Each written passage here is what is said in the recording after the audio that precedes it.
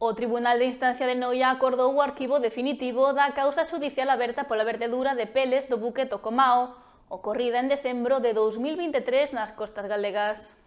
A xuíza do Tribunal de Instancia de Noia, praza número 2, decretou o sobresemento definitivo da investigación ao considerar que non existen indicios de delito penal derivados da vertedura de pellets producida tras a caída de 6 contenedores ao mar. Segundo recolle o auto xudicial, a perda da carga produciuse como consecuencia dun forte golpe de mar provocado pola ondada no costado de babor do buque, cumpríndose en todo momento os protocolos de carga por parte da empresa operadora e sen que se detectase ningunha irregularidade na actuación da tripulación. A decisión baséase, entre outros informes, no elaborado pola Garda Civil a través do Seprona, así como en documentación achegada polo armador, a empresa fretadora, o Instituto Tecnolóxico para o Control do Medio Mariño de Galicia e informes periciais de Fiscalía de Medio Ambiente.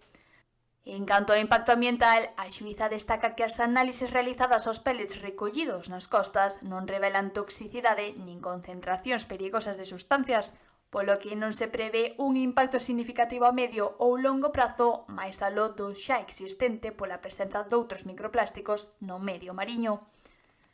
Por todo isto, o tribunal considera que os feitos non xustifican a intervención da vía penal, aínda que o auto non é firme e pode ser recorrido ante a Audiencia Provincial da Coruña.